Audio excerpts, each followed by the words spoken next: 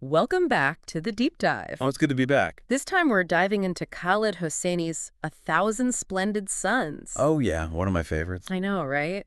It's such a powerful book, and we've got excerpts from the novel itself to work with, and some historical background, too, which I think will help us understand the world that these characters live in. Yeah, I think that's key with this book. Right, to see how the larger forces of history shape individual lives. Absolutely. So we're going to follow Mariam and Laila as they navigate life in Afghanistan during a time of immense change and turmoil. Yeah, it's going to be quite an emotional journey, for sure. Oh, for sure. But also, I'm really interested in the historical context, too. Like, how do these events, the Soviet invasion, the rise of the Taliban, the Civil War, how do they impact the daily lives of women like Mariam and Laila? That's what really struck me about the book when I first read it, Yeah. is how Hosseini doesn't just tell a story. Yeah. He reveals the deep-seated resilience of the Afghan people, even in the face of unimaginable hardship. Makes you think about what it truly means to endure. Absolutely. So let's start with Mariam. Okay. She's born out of wedlock and lives this very isolated life in a kolba with her mother, Nana. Right. Very secluded. Yeah. And her father, Jalil, he's this wealthy figure who pops in and out of her life. It's almost like he's dangling this idealized version of life in Herat in front of her. Oh, totally. You know, showering her with gifts and stories. Right, but never fully committing. Exactly. It's all promises. Yeah, like remember that scene where he promises to take her to a cinema? Oh, yes. And he's describing how a human face on the screen is as big as a house. Yes. And then he says if a car crashes in the film, you feel the metal twisting in your own bones. Such a vivid description. Right. And I think it really highlights the power of storytelling, Totally. but also the way Jalil uses it to manipulate Mariam's emotions. It's like he gives her this glimmer of hope, Yeah. but then dashes it by never following through. It's that inconsistency that fuels Nana's bitterness. Oh, absolutely. And you can see how that shapes Mariam's sense of self-worth, right? Of course. To constantly be told, you're not good enough, not worthy of his full attention. Yeah. It's heartbreaking. It really is. It's like a pattern of emotional abandonment that repeats itself throughout her life. And it makes her so vulnerable. Exactly. She's always seeking validation from others. Even from someone like Rashid. Right, exactly. Which leads us to that turning point when at 15 she's married off to Rashid. A pivotal moment for sure. He's much older, a shoemaker from Kabul. What I found interesting is how Jalil's wives play this role in convincing Mariam it's for the best. Oh, it's fascinating how they use societal pressure and guilt. You know, Totally. like saying things like, you can't spend the rest of your life here. Right. Or don't you want a family of your own? Exactly. Yeah. They make it seem like there's no other choice. And it really highlights the limited choices women had, especially those born out of wedlock. Absolutely. So Mariam ends up in Kabul completely uprooted and feeling abandoned once again. It's a pattern in her life, unfortunately. It is. And initially, Rashid seems almost charming. He's proud of his two-story house, shows off its electricity, you know? Yeah, like he's trying to impress her. Totally. But there's this clear shift in his behavior after Mariam suffers multiple miscarriages. Oh, absolutely. The kindness fades, and he becomes incredibly controlling and abusive. It's heartbreaking to see how quickly the illusion of a happy life crumbles. Yeah, it really is. He blames her for not having a son. Oh, he goes. Do you remember that scene where Mariam breaks down crying? I do. And Rashid's response is, "That's one thing, I can't stand the sound of a woman crying. I'm sorry, I have no patience for it." Oh, it's such a chilling line. It really is, and it reflects that power and balance, the normalization of violence against women in that society. It's awful. It is, Mariam is trapped emotionally and physically in this cycle of domestic servitude. Her life becomes a prison. Yeah, and then into this dark and oppressive world, Layla enters the picture. She's so different from Mariam. In what way? Well, she's young, educated, full of life. Right? Very different upbringings. Yeah, and she's deeply in love with Tariq. Oh, Tariq, who lost a leg to a landmine. Yes. Their relationship is like a breath of fresh air It is. in this otherwise bleak landscape. They find solace and joy in each other's company, joking about silly things. Yeah, like remember when they talk about writing a book Uh-huh. called Riding the Rickshaw of Wickedness? I do. It's a great example of how Hosseini uses humor Yeah. to show their youthful optimism, their belief that they can create a happy future. Even with the war raging around them. Exactly. But of course, this happiness is fragile. And fleeting. Tragedy strikes when a rocket attack kills Layla's parents. Devastating. And Tariq, along with his family, is forced to flee to Pakistan. Another instance of that cyclical hardship we were talking about earlier. Right. Like just when she finds some sense of security and love, it's ripped away. Absolutely. And Layla is left alone pregnant and believing that Tariq is dead. A horrible situation. It is, and out of desperation wanting to protect her unborn child, she makes the difficult decision to marry Rashid. A decision born out of survival, not love. Right, and it highlights the limited options women had, particularly in times of war and upheaval. It's a recurring theme in the novel. It is. So now we have these two women, both trapped in a forced marriage with this man who's becoming more and more tyrannical. It's a powder keg waiting to explode. And it's at this point that their paths truly converge. Setting the stage for something remarkable. Which is a great place to pause, right?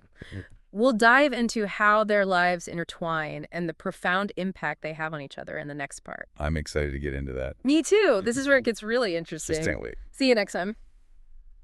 So when we left off, both Mariam and Laila were living under Rashid's roof. Under the same roof, yeah. And initially there's tension, right? Oh, yeah, definitely. Mariam sees Laila as a threat. Which makes sense, right? Oh, totally. After years of enduring his abuse, to suddenly have this young woman brought into her space. Yeah, it disrupts the balance. Right. It must have felt like a threat to whatever stability she had managed to carve out for herself. Absolutely. Yeah. But as they navigate their shared reality, something pretty remarkable happens. What's that? They start to form a bond, a kind of unspoken alliance. Against Rashid. Yeah, exactly. There's that powerful scene where Mariam actually stands up to Rashid to protect Layla. Oh, yes. From his violence. And afterwards, Layla says to her, "Nobody's ever stood up for me before." Oh, I remember that line. It's so powerful. It is. It speaks volumes about the isolation they've both experienced. Right, and the strength they find in each other. Exactly. It's like a turning point in their relationship. It really is the beginning of a profound shift. From rivals to allies. Exactly. And their bond becomes even more crucial as Afghanistan enters a new era of turmoil with the rise of the Taliban. Right, which adds another layer of complexity to their lives. Oh, for sure. It drastically changes the landscape for everyone, but especially for women.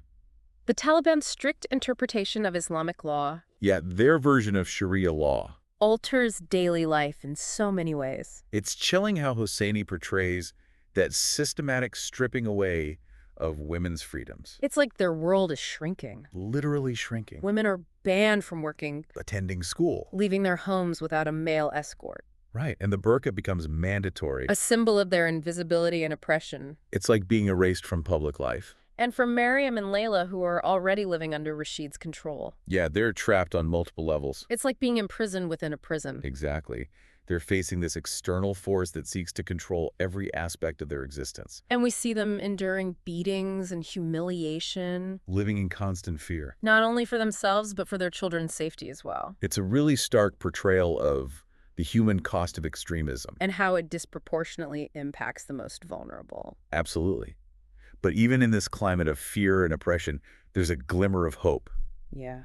What's that? Tariq, who was believed to be dead, reappears in Kabul. Oh, wow. Talk about an unexpected turn. It injects this surge of love and longing back into Layla's life. But also immense risk. Oh, yeah, for sure. Yeah. Knowing Rashid's volatile nature. It's like a ticking time bomb. And we know something terrible is going to happen. The tension is palpable. Absolutely. And of course, Rashid eventually discovers Tariq. What happens? He flies into a rage. I can imagine. Attacks Layla brutally. It's a terrifying scene. It is. And this is where Mariam makes the ultimate sacrifice. She steps in to protect Layla.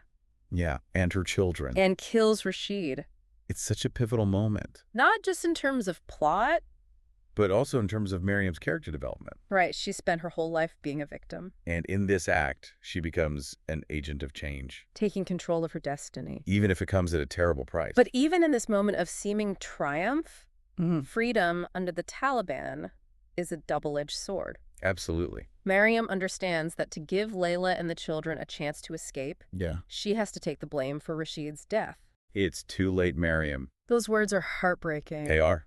She accepts her fate, knowing that this is the only way to ensure their safety. It's a moment of profound selflessness. Echoing the sacrifices that women throughout history have made to protect those they love. So while imprisoned, Mariam receives a package from Jalil. From her father. Yeah, sent before his death. What's in it? It contains a letter of apology money Okay. and a videotape of her as a child. Wow, talk about a Pandora's box of emotions. Right, it's like this sliver of redemption. Yeah, a recognition of the wrong he did to her. But also a painful reminder of what could have been. Exactly. It highlights the complexities of their relationship, even in his absence. But it comes too late to truly heal the wounds of the past. Much too late. And Mariam's execution is a stark reminder of the brutality of the Taliban regime. And the arbitrary nature of justice under their rule. But even in her final moments, she exhibits a quiet dignity and acceptance. It's like she finally finds peace. In a way, through her sacrifice, she transcends the pain and hardship that have defined her life. And that's where we see Laila stepping into a new chapter. With Mariam gone, She manages to escape with Tariq and the children to Pakistan.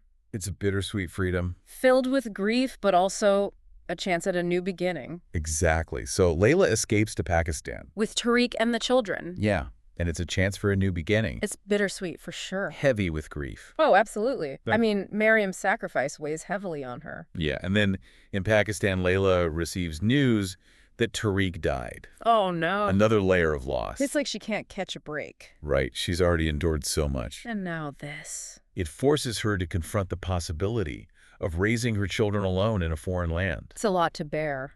It is. But this is where we see her inner strength truly shine through. How so?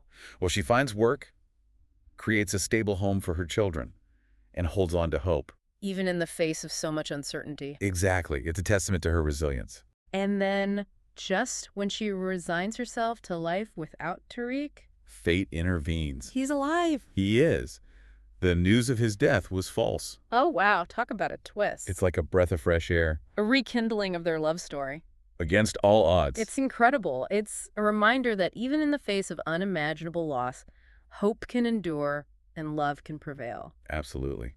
Those are the threads that run through this whole story. They are. And with Tariq by her side, Layla makes a decision. To go back to Kabul. Yeah, which is a risky move. Oh, definitely. Kabul is still struggling to rebuild after decades of war. But it's also an act of defiance, right? It is a commitment to being part of Afghanistan's healing process. They arrive in a Kabul that's changed, bearing the scars of war. Still so much destruction. Yeah, but there's also a sense of resilience. People trying to pick up the pieces of their shattered lives. There's that poignant scene where Layla reflects on how much Kabul has changed.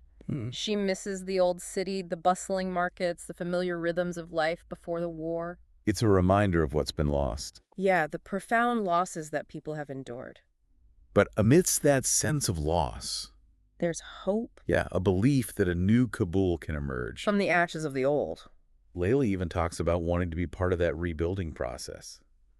To create a better future for her children. Exactly. And she's not alone. No.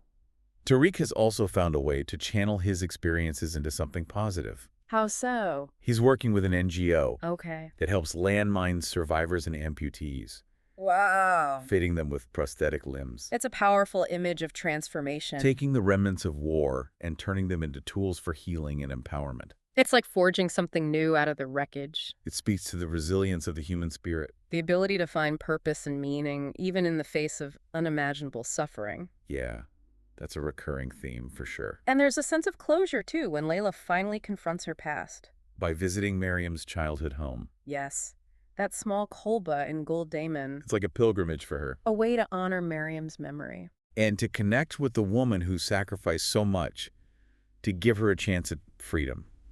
And it's there in that desolate place that she receives a final gift from Mariam's past. The package from Jalil. With the letter, the money, and that incredibly moving videotape of Mariam as a child. That videotape is so powerful. It is. It's like a glimpse into Mariam's life before hardship and betrayal hardened her heart. A reminder of the innocence that was stolen from her. But also a testament to her enduring spirit, right? Yeah, the fact that even after years of pain and suffering, a part of her remained untouched. The resilience of the human heart. Exactly. And it's through that videotape that Layla gains a deeper understanding of Mariam's sacrifices.